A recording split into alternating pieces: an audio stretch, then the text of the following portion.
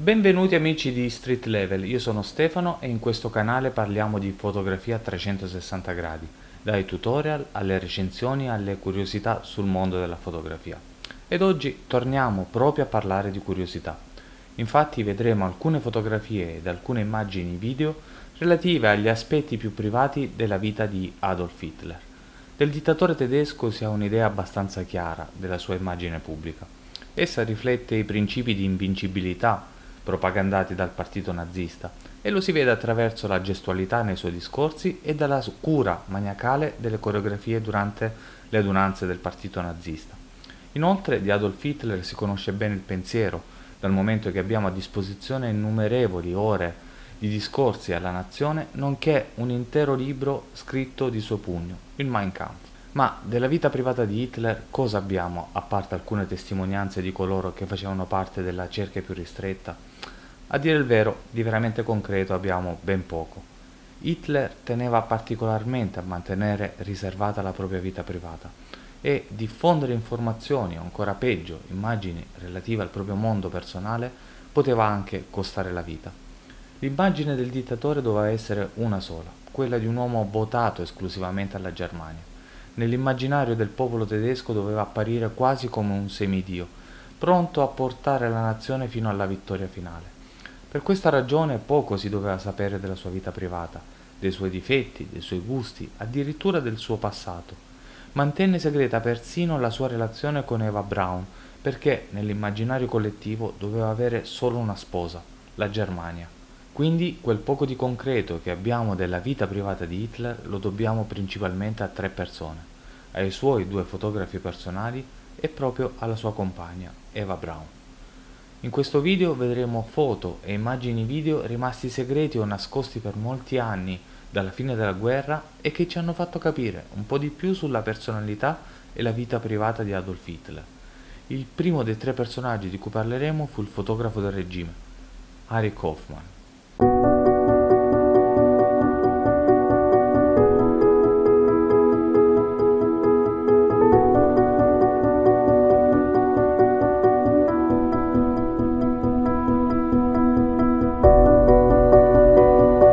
Di Hoffman in realtà ne avevamo già parlato in un precedente video dedicato al rapporto dei dittatori con la fotografia. Vi lascio in descrizione il link per rivederlo. Harry Kaufmann fu l'autore di quasi tutte le foto che conosciamo del dittatore, tant'è vero che fu il fotografo ufficiale del regime. Non solo ebbe un ruolo fondamentale come fotografo, ma fu anche parte della cerchia ristretta dei collaboratori di Hitler, tanto da essere investito di un vero e proprio ruolo politico. Hoffman era presente in tutte le manifestazioni pubbliche del Führer, ma anche negli incontri privati con altri esponenti politici e capi di Stato. Egli era quindi l'unico autorizzato a fotografare Hitler da vicino e seppur essendo uomo di fiducia del dittatore, le sue foto non sfuggivano alla censura e quelle non gradite al Führer venivano distrutte. Ci fu però una sequenza di fotografie scattate nel 1925, prima della salita al potere di Hitler, che il fotografo riuscì miracolosamente a conservare e che pubblicò nel dopoguerra. Esse si rivelarono molto importanti nel comprendere maggiormente la personalità e il carattere del dittatore. Esse ci mostrano un uomo vanitoso e molto preoccupato per il suo aspetto e il personaggio pubblico. L'album contiene le immagini in bianco e nero del leader nazista mentre compie gesti espressivi e inusuali nell'atto di provare i discorsi pubblici. In uno scatto si vede Hitler alzare il pugno in aria, mentre in un altro sembra essere rivolto ad un pubblico immaginario.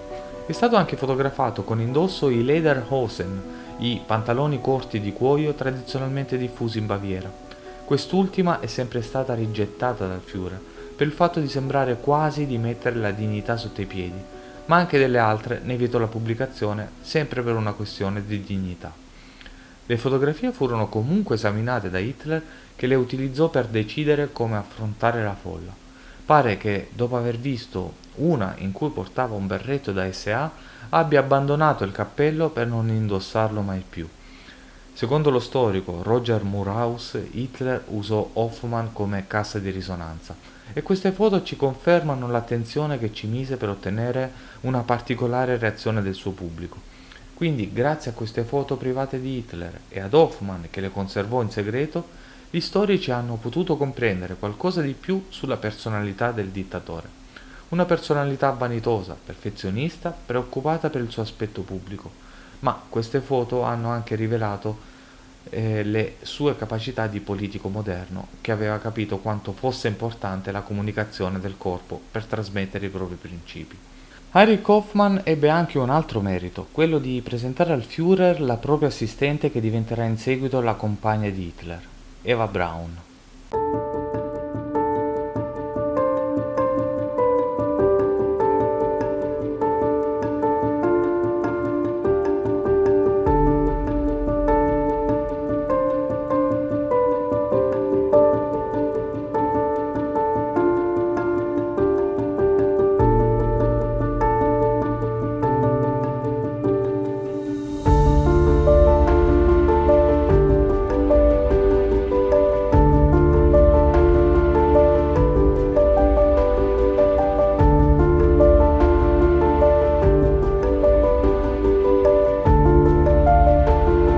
Eva Braun è il secondo personaggio di questa storia. A lei dobbiamo ore di straordinari filmati, per la maggior parte a colori, girati prevalentemente al Berghof, la dimora montana di Hitler. La cinepresa da 16 mm con cui girò questi video le fu regalata proprio dal Führer e non mancava occasione per utilizzarla, soprattutto durante le feste organizzate dalla stessa Eva Braun o durante gli incontri con gli altri massimi esponenti del partito nazista.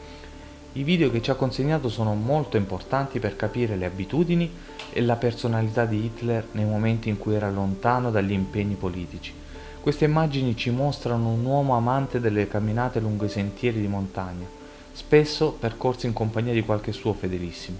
Pare che percorresse chilometri interi e che questa attività non fosse sempre apprezzata dal compagno di turno, che ovviamente era obbligato a fare senza alcun cenno di protesta. Da questi video emerge un uomo amante dei cani, infatti è ripreso più volte a giocare con Blondi, il suo pastore tedesco, ma anche amante dei bambini, e spesso lo si vede scherzare con i figli degli ospiti presenti ai suoi ricevimenti. Inoltre le immagini di Eva Braun ci danno una visione quasi completa di quello che era il Berghof, la residenza privata di Hitler tra le montagne bavaresi. Questo era un posto bellissimo, con una grande terrazza e una grande finestra panoramica che si affacciava tra le vallate e le montagne circostanti. Pare che quando Hitler fece costruire l'edificio in seguito distrutto dagli alleati, fece anche requisire e saltare in aria una fattoria presente nella vallata perché, a suo dire, li rovinava il paesaggio. I video di Eva Braun ci hanno poi riservato un'ultima sorpresa. Un gruppo di studiosi, con l'ausilio di un software particolare, è riuscito a leggere il labiale di ciò che diceva il Führer in questi video, che ovviamente mancavano del sonoro. Ebbene, quello che emerge è un Hitler molto diverso dal dittatore che, con le sue parole infuocate, seduce una folla delirante. In alcuni frammenti dei video infatti parla del suo amore per il cinema ad alcuni ospiti e afferma di apprezzare molto anche Topolino. Il Führer si mostra infastidito del fatto che la Braun non abbia gradito la visione di un film e dice sarcastico: "Capisco che a te non è piaciuto il film di ieri sera. Io so che cosa vuoi vedere adesso. Tu vuoi Via col vento." Hitler trova anche un po' di tempo per scherzare con Eva Braun che con la cinepresa lo sta filmando e come un amante felice dice: "Che cosa fai? Filmi un uomo vecchio? Dammi la cinepresa che ti riprendo io." La guerra però è sempre nei suoi pensieri, anche quando è con la sua amante. "Tu mi parli di vestiti che non ti entrano più, ma immagina i miei problemi", le dice in un altro momento catturato dalla cinepresa. In un'altra ripresa si vede il capo nazista in una scena domestica giocare con alcuni bambini. "Tu dovrai essere un ragazzo coraggioso", dice Hitler ad un bambino ariano. "Tu un giorno sarai uno stupefacente soldato." Nei dialoghi Hitler fa continui riferimenti al suo progetto di dare alla Germania un impero millenario e il benessere per la maggior parte della popolazione. Durante una ripresa afferma: "Ogni famiglia tedesca deve avere una cinepresa, ogni aspetto della ricchezza della nazione deve essere catturato." Il terzo personaggio di cui parleremo oggi è Hugo Jager, un altro fotografo personale di Hitler.